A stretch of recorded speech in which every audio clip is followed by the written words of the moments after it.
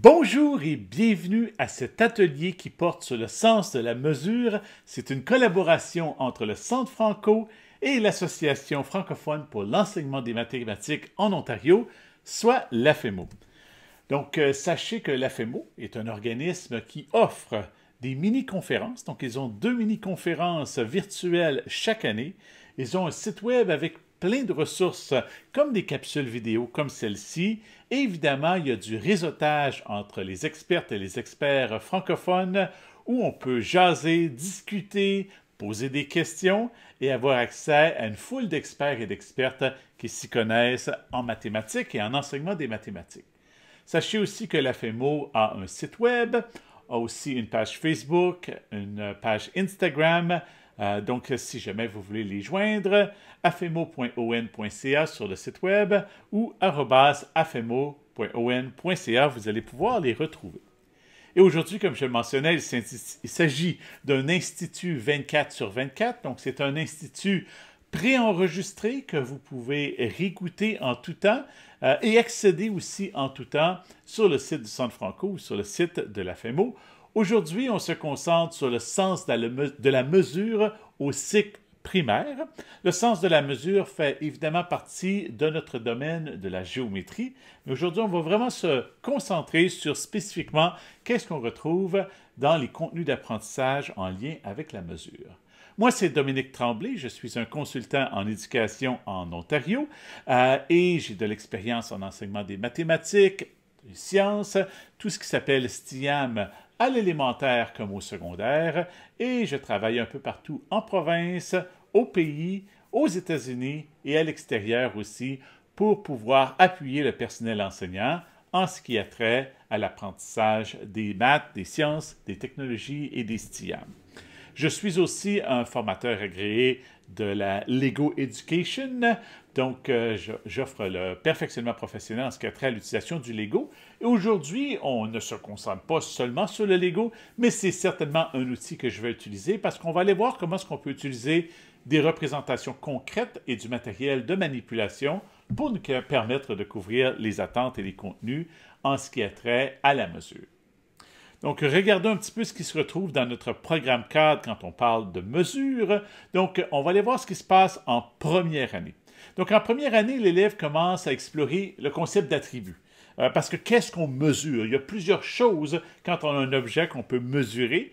Entre autres, les mesures qui ont été ciblées pour la première année sont la longueur, l'air, où on parle de la surface, la masse, et faites attention, souvent on a tendance à faire l'erreur de l'appeler le poids ou la pesanteur. Il faut vraiment l'appeler la masse parce qu'un peu plus tard, lorsque l'élève va arriver au cycle intermédiaire, il va réaliser que la masse et la pesanteur ne sont pas la même chose.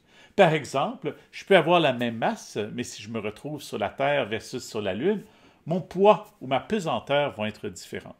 Pour éviter les conceptions erronées plus tard dans l'apprentissage de l'élève, je vous suggère d'utiliser seulement le mot masse et au lieu de dire quelque chose est plus pesant ou moins pesant, on va tout simplement dire qu'il y a une plus grande masse ou une plus petite masse.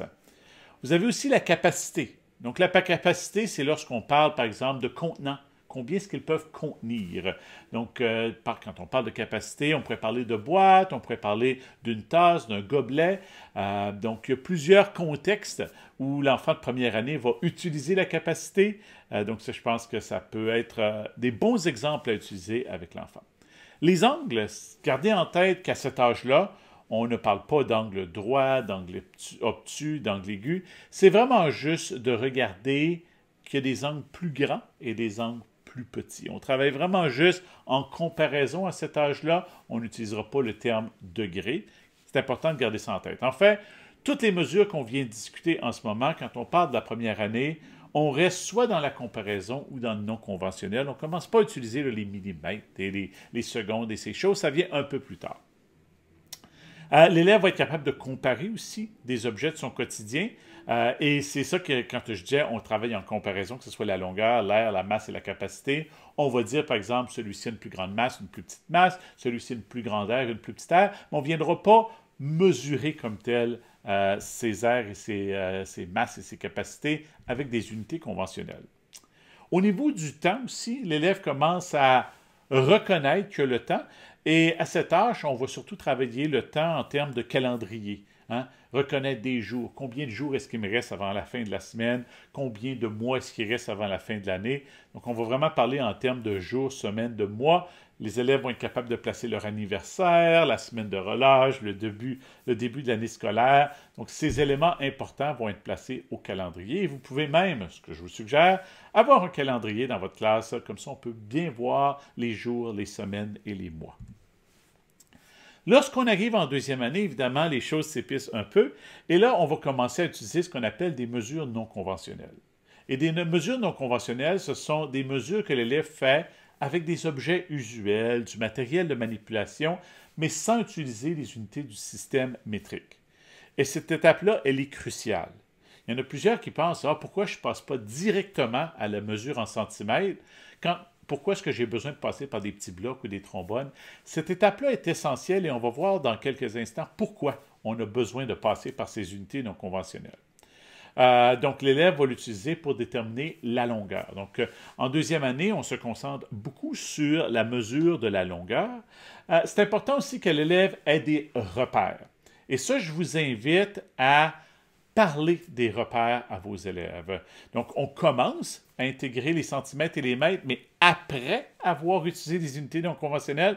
Donc, vous voyez dans le contenu E2.1, on parle de non conventionnel. Dès le E2.2, là, on commence à inclure 2 unités conventionnelles, mais au niveau des repères, l'élève parle par exemple du centimètre. On pourrait par exemple utiliser la largeur de leur pouce. C'est environ 1 centimètre.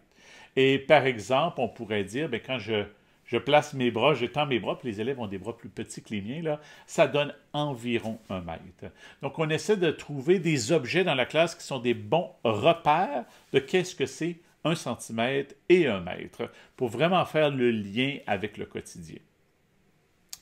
Et dans le E2.3, l'élève va être capable de commencer à tracer et à mesurer des objets ayant différentes longueurs là, en centimètres et en mètres en utilisant des instruments de mesure. Au niveau du temps, en deuxième année, là, on commence à aller au-delà de la semaine et du mois. Donc, c'est là que l'élève va commencer à utiliser les secondes, les minutes et les heures. Mais encore une fois, c'est important de passer avec le non conventionnel avant de passer au conventionnel. Donc, au niveau du temps, les élèves vont par exemple travailler avec des battements de main ou un métronome. Ça pourrait être une bonne unité où on ne voit pas nécessairement 1, 2, 3, 4 sur un affichage, mais on a quand même le battement du métronome et on peut compter le nombre de battements qu'on a du métronome. Lorsqu'on arrive en troisième année, là, on commence évidemment à utiliser un peu plus d'unités de mesure et de types de mesure aussi. Donc, dans ce cas-ci, on va mesurer la longueur, la masse et la capacité avec du non conventionnel, et dans certains cas, on va commencer aussi avec le conventionnel. N'oubliez pas aussi que c'est ça, chaque fois qu'on voit une nouvelle chose, une nouvelle mesure qu'on va faire, on commence toujours avec le non conventionnel. En fait, on devrait même toujours compenser par la comparaison. On y revient tout à l'heure, ce qui veut dire que là, on se concentre sur le cycle primaire, mais quand on va arriver au cycle moyen ou au cycle intermédiaire, quand il y a quelque chose de nouveau, par exemple, la force, lorsque les élèves arrivent au cycle moyen, si c'est quelque chose qu'ils n'ont jamais vu dans leur cours de sciences, on va commencer avec du non conventionnel avant de commencer à mesurer en Newton. Donc, l'élève devrait être capable de commencer à estimer des masses, utiliser des balances à plateau à cet âge-là. Au niveau du temps, là, c'est là que l'élève va commencer à utiliser les horloges et on va les voir dans un instant. Quels sont les outils de matériel de manipulation que je vous suggère pour travailler l'heure et les minutes, et même les secondes aussi, avec des horloges? Finalement, en troisième année, c'est là que l'élève va commencer à se concentrer un peu plus sur le concept d'air. Donc, la surface, on en a glissé mot en première année juste pour reconnaître que l'air existait, mais là, l'élève va commencer à utiliser la fameuse disposition rectangulaire pour être capable de commencer à mesurer plus efficacement l'air et va commencer à utiliser des unités comme les centimètres carrés ou les mètres carrés pour estimer l'air. Donc ça, c'est ce qu'on fait de la première à la troisième année. Une des choses que vous allez peut-être remarquer aussi, une des mesures qu'on n'a pas incluses, c'est l'argent, la monnaie. Mesurer des montants. Normalement, on inclut la mesure avec la monnaie. Et une des raisons que ça n'a pas été inclus ici, c'est qu'en Ontario, on a le domaine de la littératie financière. Donc, au lieu d'être vu dans le domaine de la mesure, ça va être vu dans le domaine de la littératie financière.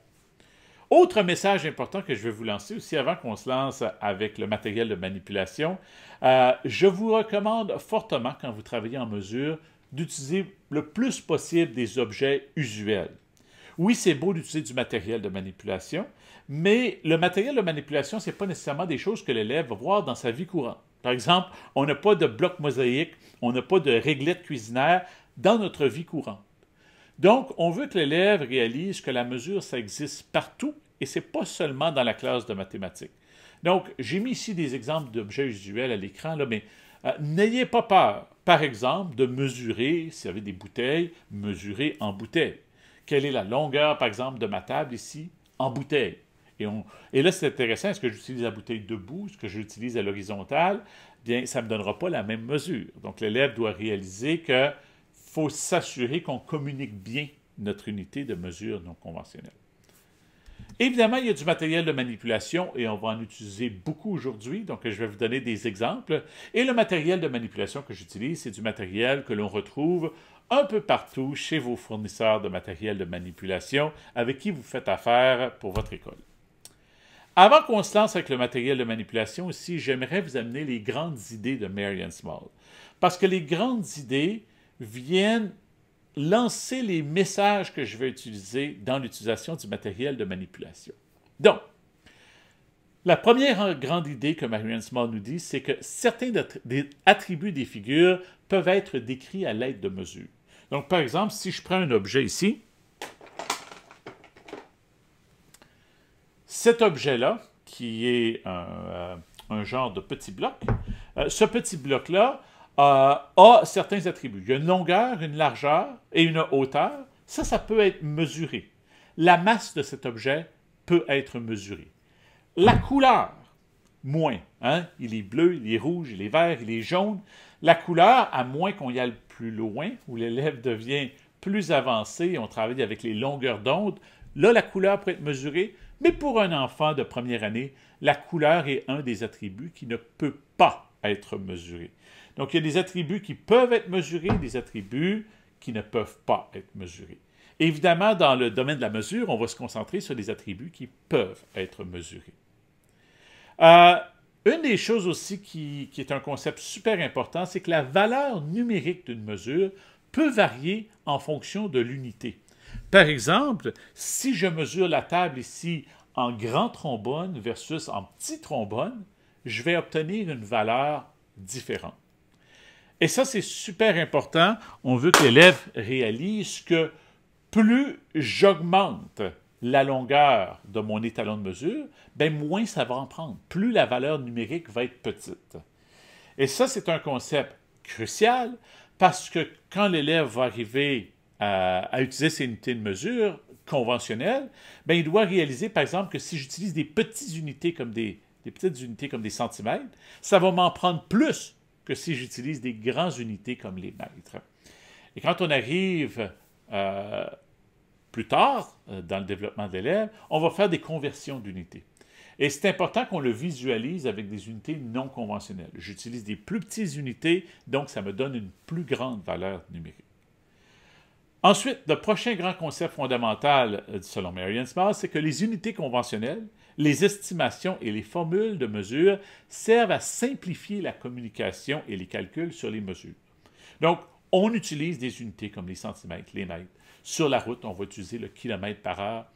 Le but, c'est de faciliter la communication. C'est d'avoir quelque chose de standard pour que tout le monde puisse comprendre. D'ailleurs, ça devient un problème quand on change de standard. Par exemple, on a le kilomètre par heure au Canada, on a le 1000 par heure aux États-Unis. Ça peut devenir un petit peu mélangeant d'utiliser des unités différentes. Donc, c'est important que les élèves réalisent qu'on utilise des conventions pour nous aider. Finalement, le dernier, c'est que les instruments, les unités de mesure et le degré de précision doivent convenir à l'objectif. Hein? Par exemple, si je veux mesurer la distance entre Toronto et Kingston, le millimètre ne serait pas une unité appropriée. Évidemment, chez les tout-petits, parce que là, on parle première à troisième, bien, on peut les amener aussi à penser quelle unité non conventionnelle serait le meilleur. Par exemple, qu'est-ce qui serait le mieux d'utiliser pour mesurer la largeur de la table ici? Est-ce que je devrais utiliser mon petit doigt dans ce sens-ci, ou est-ce que je devrais, par exemple, utiliser un morceau de Lego qui a une longueur d'environ 10 cm? Lequel serait le plus approprié? Il y a aussi 4 habiletés qui sont ciblées par Marion Small, et sachez qu'au cycle primaire, on ne fait pas nécessairement toutes ces 4 habiletés-là, ou on les fait de façon très concrète. Mesurer avec le degré de précision approprié. Donc, choisir le bon degré de précision, ça va venir un peu plus tard, mais évidemment, dès la 3e année, vous voyez qu'on parlait là, de l'idée de choisir la bonne unité de mesure. Utiliser des instruments de mesure, et ça, vous avez vu qu'on en utilise, on le suggère d'en utiliser dès qu'on passe au conventionnel. Estimer à l'aide d'une unité de mesure, hein, on n'a pas toujours la chance d'avoir des instruments de mesure avec nous, donc d'avoir la capacité d'estimer et d'avoir nos repères qui nous aident à estimer, je pense que c'est très, très valable. Et finalement, et ça, je le mentionne, mais ce n'est pas nécessairement pour le cycle primaire, l'habileté à convertir des unités de mesure. Où est-ce que ça va toucher le cycle primaire? C'est que lorsque vous allez montrer le lien entre des petites unités versus des plus grosses unités, comment ça vient affecter la valeur numérique, ça va aider plus tard pour la conversion. Ce qui veut dire, et ça je vous l'ai mentionné à mesure qu'on regardait le programme cadre de l'Ontario, parce que le programme cadre, c'est bien basé sur cette idée-là lorsqu'il a été conçu. À chaque fois qu'on travaille avec de la mesure, pour toute nouvelle mesure, on commence toujours par comparaison. Ensuite, on passe avec des unités non conventionnelles. Des unités non conventionnelles, c'est des unités qui sont choisies par l'élève, mais qui ne sont pas officiellement reconnues, par exemple, par le système métrique. Et par la suite, on passe aux unités conventionnelles. Donc ça, c'est un peu la gradation. Et évidemment, au cycle primaire, étant donné que les élèves commencent avec la mesure, on va faire beaucoup de comparaisons et beaucoup de non conventionnels. Et c'est seulement par la suite, puis vous voyez que c'est seulement lorsqu'on arrive en 2e, 3e année qu'on commence à utiliser certaines unités conventionnelles, mais on ne les utilise pas tous. Évidemment, au cycle moyen, on va utiliser beaucoup plus d'unités conventionnelles, et au cycle intermédiaire aussi. Par contre, si je commençais un tout nouveau concept au cycle intermédiaire, je commencerais par comparaison et avec des unités non conventionnelles avant de passer aux unités conventionnelles. Ce n'est pas parce que l'élève est rendu à 12-13 ans que ce n'est pas important de développer un sens de la mesure par comparaison et avec du non conventionnel avant de passer au conventionnel. Ceci dit, moi je vois aussi 2 sous-sections, surtout lorsqu'en vient le temps, par exemple, de la mesure de distance ou de longueur. Et c'est l'idée que lorsqu'on utilise des unités non conventionnelles, on a comme 2 sous-catégories pour l'unité non conventionnelle. Laissez-moi vous montrer. J'ai ici une petite planchette de Lego et je vais utiliser ici, disons, 7 unités de mesure. Et je m'intéresse à savoir, disons, quelle va être la largeur de cette planchette.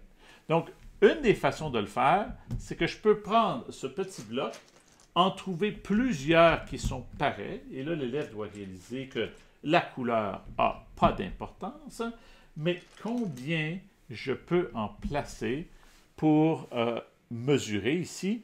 Et on voit que ma largeur mesure 4 petits blocs. Okay? Donc, une largeur de 4 petits blocs. Ça, c'est en ayant plusieurs exemplaires de l'étalon. Vous voyez, j'avais 4 exemplaires de mon étalon que j'ai pu placer un à côté de l'autre. Une version un peu plus difficile de ça, c'est d'avoir seulement un exemplaire de l'étalon, comme ça ici. Et là, l'élève doit dire, ben, c'est 1, 2, 3, 4. Et là, je suis en train de mesurer une planchette de Lego. Il y a les petits tenons qui viennent m'aider. Mais évidemment, lorsque l'élève va mesurer, par exemple, un autre objet. Par exemple, si je demandais de mesurer le petit bloc ici, bien là, je pourrais le faire en plaçant des petits objets comme ça. Mais vous voyez que là, je n'ai pas les petits tenons pour m'aider. Et aussi, je n'arrive pas juste. Et ça va arriver ça n'arrive pas tout à fait juste et c'est correct aussi. L'élève doit apprendre à dire, bien, OK, ça n'arrive pas juste, mais ici, j'ai 4, presque 5. Donc, on pourrait dire, j'ai entre 4 et 5. N'oubliez pas qu'au cycle primaire, l'élève ne connaît pas encore ces nombres décimaux, mais j'en ai 4, presque 5. Donc, j'en ai entre 4 et 5, ce serait une réponse appropriée. Ou on pourrait dire environ 4 ou un petit peu plus que 4, ça serait aussi approprié. Là, je l'ai fait en ayant mes étalons que j'ai répétés, mais je pourrais ici le faire en ayant un seul exemplaire de mon unité. Et là, souvent, l'élève va utiliser son doigt comme un marqueur. 1, 2, 3 et 4. Il va le placer, puis il va avancer son petit objet. Donc ça, c'est comme deux façons aussi de le faire. Un qui est un peu plus difficile, mais je pense que c'est important que les élèves expérimentent avec les deux. Voici quelques messages importants qu'on veut lancer aussi quand on utilise le matériel de manipulation. C'est important que les unités aient la même dimension. Par exemple, si je prends mon petit bloc ici, et là, je prenais des petits morceaux de Lego, mais mes petits morceaux de Lego n'ont pas tous la même taille, bien là, ici, un élève pourrait me dire, ben moi, mon petit bloc ici, il mesure 3. Il ne mesure pas vraiment 3. De mesurer, il mesure entre 4 et 5. Et vous voyez ici qu'il mesure presque 3, mais c'est parce que mes petites unités de mesure que j'ai utilisées n'ont pas la même taille. Donc ça, c'est super important qu'ils réalisent que lorsqu'on fait de la mesure, chaque morceau que j'utilise, qui va me servir à mesurer, doit avoir la même taille. Une autre chose aussi qui est super importante, c'est que les unités ne doivent pas se chevaucher. Et souvent, quand ils alignent les unités, ils ont tendance à les chevaucher. Par exemple, s'ils font des trombones, ils utilisent des trombones pour mesurer la table. Ils vont avoir tendance à les chevaucher et ça nous donne évidemment des résultats incorrects. L'autre chose qui est importante aussi, c'est le contraire de chevaucher. Il faut s'assurer qu'il n'y a pas d'espace vide. Donc ça prend un peu de travail, développer la motricité fine pour s'assurer qu'il n'y a ni chevauchement, ni espace vide, parce que dans ce cas, ça ne nous donne pas une mesure qui est appropriée. Donc, on va commencer à regarder certains des concepts de la mesure et on va aller voir du matériel de manipulation que je vous suggère. Donc, par exemple, ici, j'ai utilisé pour les attributs les petits galets. Ce que j'aime avec ces petits galets-là, c'est qu'ils ont des formes un peu bizarres. Donc, on n'est pas dans des formes habituelles. Ici, j'ai utilisé des petits galets de plastique là, qui sont vendus dans les magasins de matériel de manipulation. Par contre, rien ne vous empêcherait d'utiliser des petits galets qu'on prend sur la plage pour que ce soit aussi l'apprentissage en nature, l'apprentissage avec du matériel plus réel.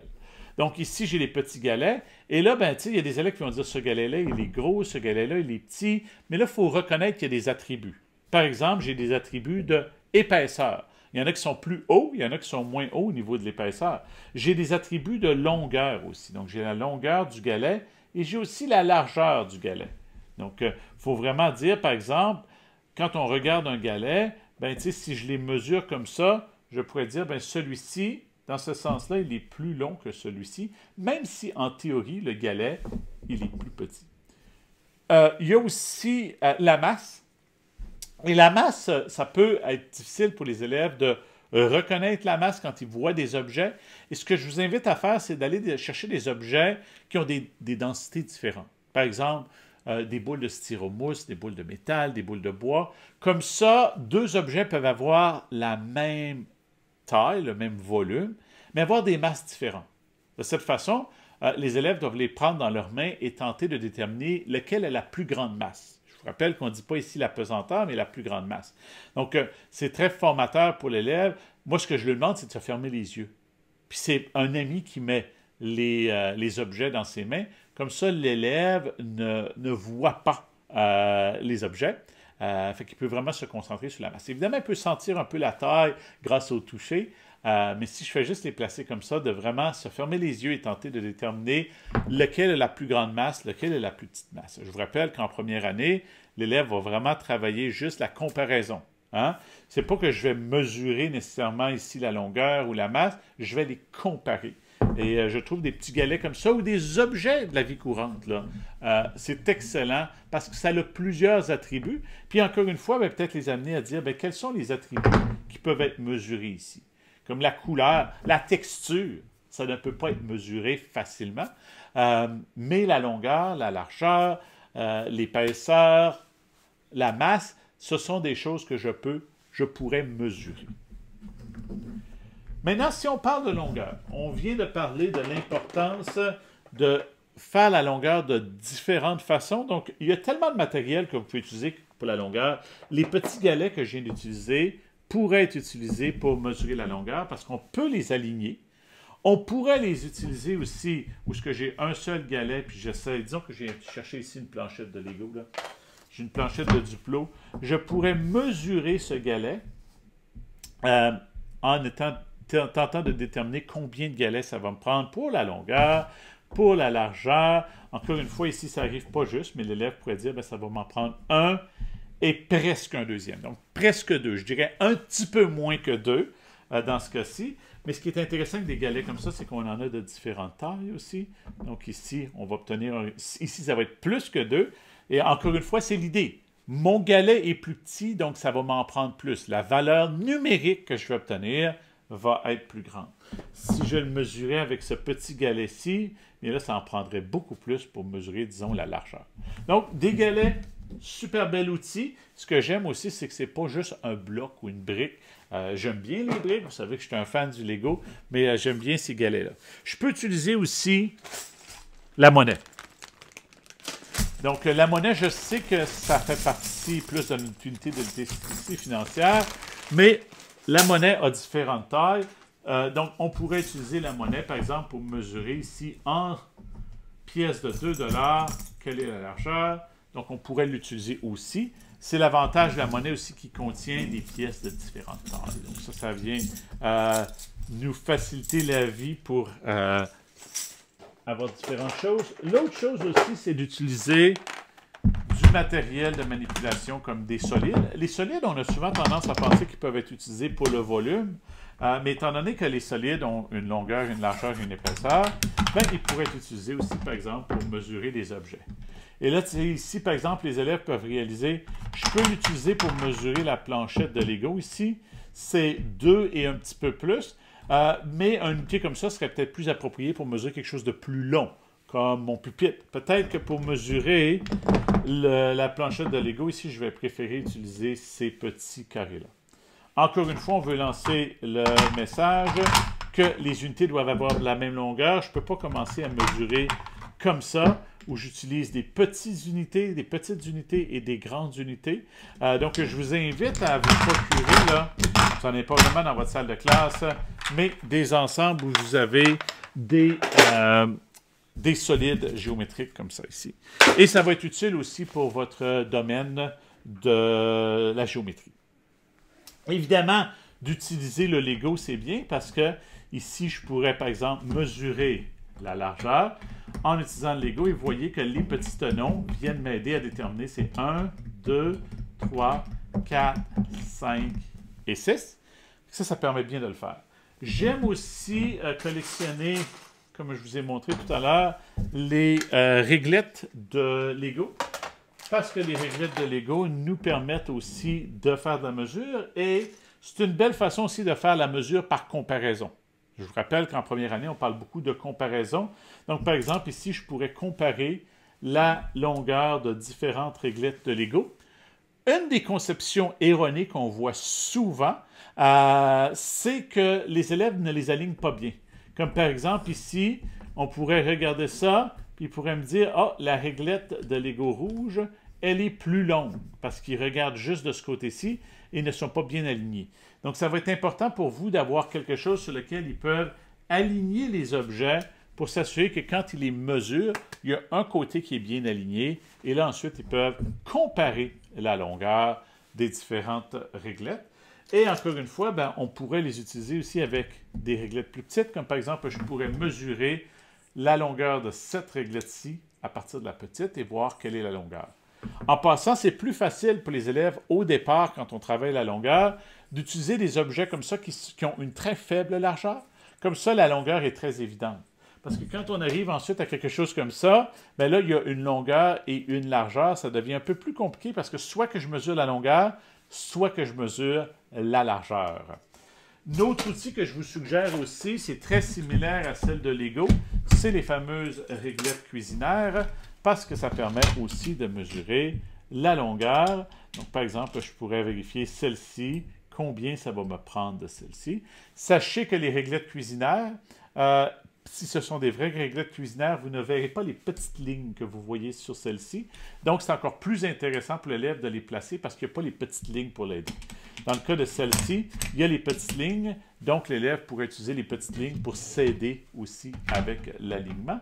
Ce qui est intéressant aussi, les réglettes, c'est qu'elles sont basées sur des nombres. Donc, par exemple, si je mesure celle-ci et que je la mesure avec celle-ci, qui est la réglette de 2, versus la mesurer, disons, avec la réglette de 4 ou la réglette de 5, bien, je sais, par exemple, que quelle va être la longueur si je la mesure avec cette règle-ci versus celle-ci versus celle-ci. Comme je sais qu'ici, ça va m'en prendre 2, tandis qu'ici, ça va m'en prendre 5. La réglette de 3, ça va m'en prendre 3 et un petit peu plus. Donc, ça nous permet aussi de faire les liens avec les nombres. Et c'est des belles choses aussi pour faire la comparaison, laquelle est la plus longue, laquelle est la plus courte. Autre matériel que vous pouvez utiliser aussi, c'est les fameux blocs mosaïques.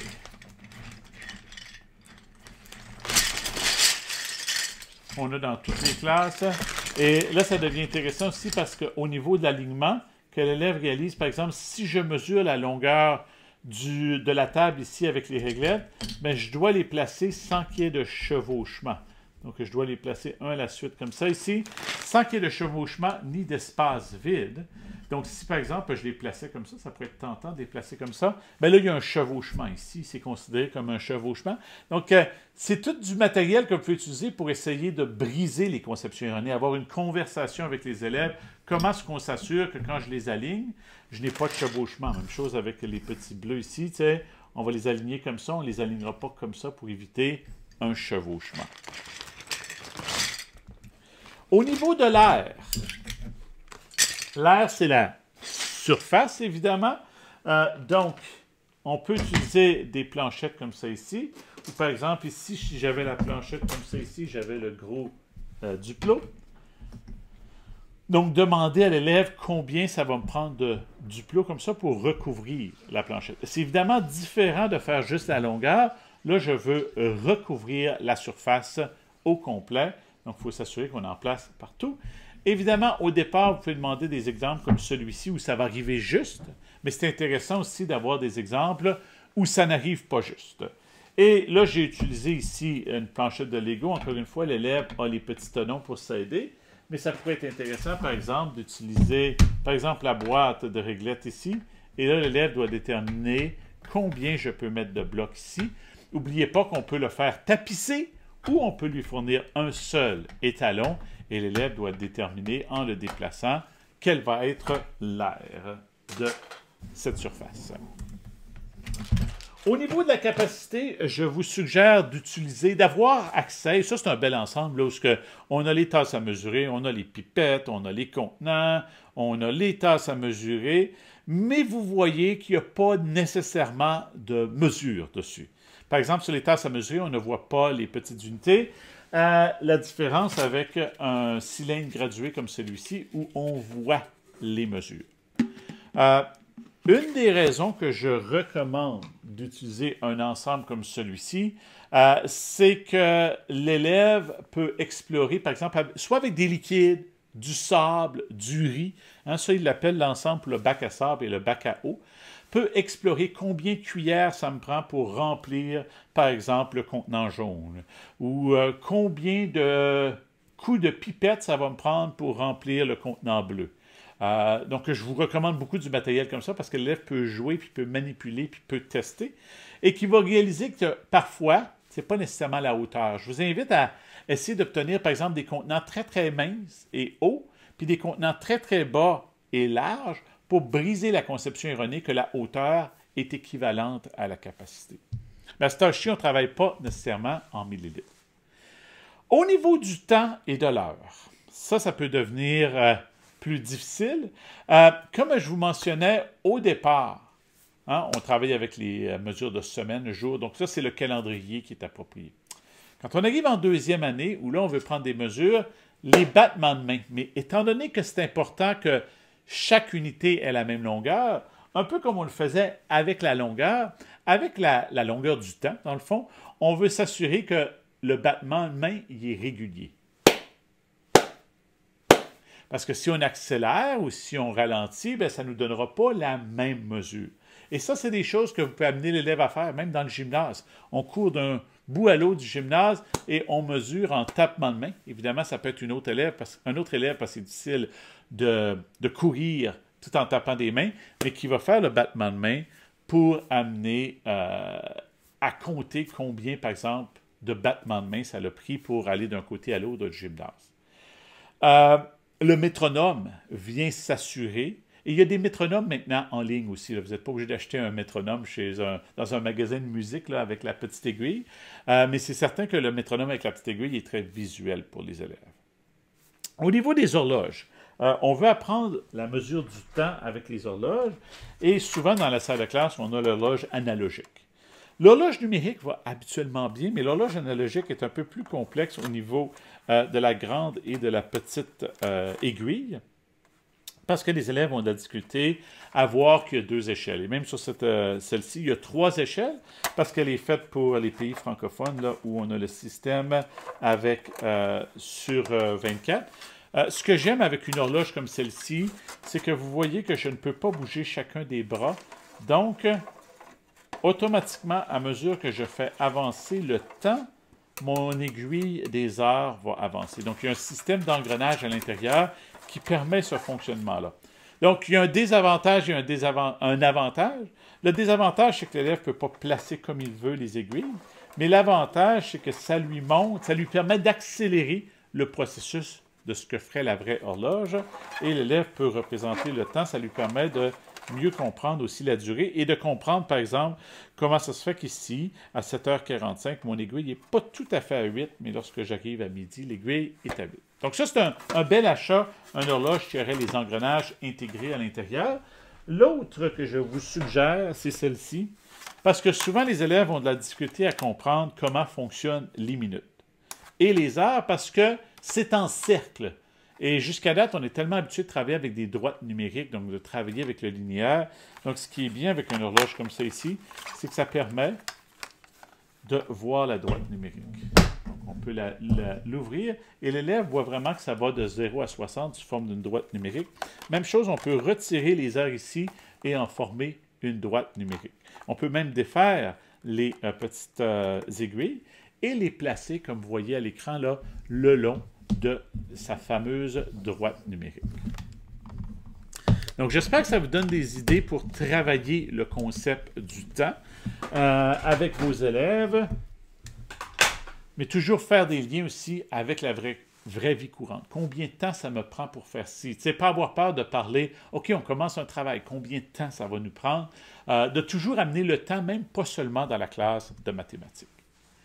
Au niveau de la masse, la balance, c'est ce qui est suggéré. Vous voyez ici, j'en ai une balance à plateau.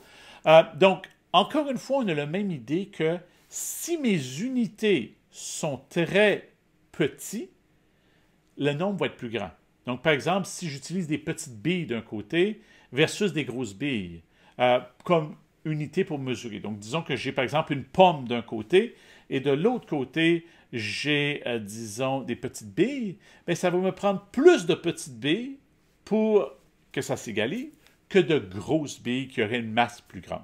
Donc, plus l'unité de mesure est grande, moins ça va en prendre. Plus l'unité de mesure est petite, plus ça va en prendre. Donc, fortement recommandé d'utiliser cette balance parce qu'elle permet de faire la comparaison, mais aussi de mesurer avec des unités non conventionnelles. Ça, à comparer à une balance régulière, la balance à plateau comme ça ici, vous n'avez pas les grammes ou si on était aux États-Unis, les onces qui apparaîtraient. Il n'y a pas de grammes qui apparaissent ou de kilogrammes qui apparaissent sur une balance comme ça. L'élève utilise des unités de mesure. Et là, vous voyez que sur l'image, on a placé des unités de mesure de chaque côté mais en théorie, on veut amener l'élève à reconnaître que j'ai, par exemple, un objet d'un côté et combien de petits jetons, combien de petits cubes, combien ça va me prendre pour égaliser la balance. Donc ça, c'est la masse. Et encore une fois, bien, quand l'élève vient qu'à connaître le gramme ou que vient qu'à connaître le kilogramme, c'est de lui donner des exemples de la vie courante. Quel serait un repère qui représente vraiment un kilogramme? Que moi, j'utilise souvent quand je travaille avec le système impérial, la livre de beurre. Tu sais, c'est très visuel, tout le monde a pris une livre de beurre dans ses mains, donc on sait ça représente une livre. Même chose avec le kilogramme, on va essayer de trouver, par exemple, un aliment, une boîte qui mesure un kilogramme. Comme ça, l'élève dit, OK, si je prends cet aliment-là dans cette boîte-là, ça, c'est un kilogramme. Donc, les amener ensuite à trouver. Puis, on peut même faire des concours dans la classe, là. On essaie de trouver les objets qui sont les plus proches d'un kilogramme. On les amène à l'avant, puis on vérifie à quel point on était proche d'un kilogramme. Et les angles, bien, à cet âge-là, on est encore au cycle primaire, on n'est pas au cycle moyen. Donc, on ne parle pas de la mesure des angles avec les unités conventionnelles. Donc, ici, ça va être important que l'élève reconnaisse qu'on parle de plus petits angles, de moins grands angles. Donc, on peut utiliser le mot c'est très à pic, ou c'est très incliné, ou c'est pas à pic, ou c'est assez plat. Par exemple, moi, une des activités que je lui fais faire, c'est de partir à la chasse aux angles dans des Legos. Et comme vous voyez à l'écran, j'ai plein de Legos, et il y en a qui ont des angles plus grands, il y en a qui ont des angles plus petits. On ne les mesure pas, mais il essaie de me trouver lesquels nous semblent les moins inclinés et lesquels nous semblent les plus inclinés ou les plus à pic. Ça, c'est une belle activité que j'aime faire pour développer le sens de commencer à comprendre des angles. Mais rappelez-vous qu'au cycle primaire, ce n'est pas vraiment le focus, là. Il est mentionné dans le curriculum juste par comparaison. Je veux terminer en vous présentant quelques idées aussi parce que la robotique devient de plus en plus populaire dans les salles de classe et on l'utilise souvent pour travailler la mesure. Donc ici, je suis allé chercher 2 robots qu'on retrouve souvent dans les classes à l'élémentaire. J'ai Tillbot et j'ai aussi Dash. Ces 2 robots-là ont l'avantage qu'ils sont faciles d'utilisation. Tillbot, beaucoup plus pour le cycle préparatoire, peut-être la première, deuxième. Et Dash est utilisé plus là, en deuxième, troisième, quatrième année. Ça se peut que vous utilisez d'autres robots et c'est correct aussi parce que dans la plupart des robots, on a l'idée qu'on se déplace. Donc, par exemple, ici, mon robot va avancer de 3 pas. Bien, l'élève peut voir 1, 2 et 3 pas. Ça mesure combien? Donc, lorsqu'on lui fait faire, par exemple, résoudre un labyrinthe avec le robot, ils vont utiliser des unités non conventionnelles de mesure. Par exemple, ils vont dire 1, 2, 3, 4. Oh, je pense que ça me prend 4 pas pour être capable d'avancer. L'avantage d'un robot comme Tillbot, c'est que vous pouvez changer ici la longueur des pas. Donc, je peux mettre des pas de 15 cm en le plaçant ici, ou des pas de 10 cm. Donc là, je l'ai mis à 10 cm, et vous voyez que les pas vont être beaucoup plus courts qu'ils étaient tout à l'heure, parce que j'ai mis des pas de 10 cm versus de 15 cm. Donc ça peut être intéressant avec vos élèves aussi, de dire, OK, au lieu de dire 10 et 15, madame ou monsieur va mettre des grands pas ou des petits pas. Et là, on refait l'activité, on essaie de mesurer notre parcours en utilisant un robot qui fait des grands pas ou des petits pas. Évidemment, quand l'élève devient plus vieux, puis il sait que les pas sont 10 et 15 cm, bien là, l'élève pourrait tout simplement résoudre son labyrinthe en utilisant un instrument de mesure conventionnel, puis dire, OK, je veux avancer de 45 cm, mes pas sont de 15 cm, donc ça va me prendre 3 pas. Avec l'autre robot, c'est celui-ci, c'est le robot Dash. OK, donc avec le Dash, quand on le fait conduire ici, vous voyez qu'on a l'idée qu'on peut travailler en nombre de pas, de 0 à 10 pas, mais on peut travailler aussi en centimètres. Donc, l'enfant peut dire, OK, je vais avancer de 60 cm ou je vais avancer de 6 pas. Donc, ici, vous voyez qu'on travaille par bond de 10 cm. Donc, encore une fois, d'amener l'élève à réaliser, OK, je veux parcourir la distance de ce côté-ci à ce côté-là de la classe. Combien de pas est-ce que ça va me prendre? Ou quand ils sont rendus un peu plus vieux, combien de centimètres. Donc, les robots sont un endroit excellent pour faire de la mesure et je vous invite à les utiliser aussi parce que ça permet de couvrir vos attentes de collage. Sur ce, c'était Dominique Tremblay avec vous. J'espère que vous avez beaucoup appris sur le domaine de la mesure au cycle primaire. Nous avons aussi des capsules similaires pour le cycle moyen et le cycle intermédiaire où les mêmes messages sont lancés, mais évidemment, on va un petit peu plus loin en termes de mesure. Sur ce, je vous souhaite bonne journée. Amusez-vous bien.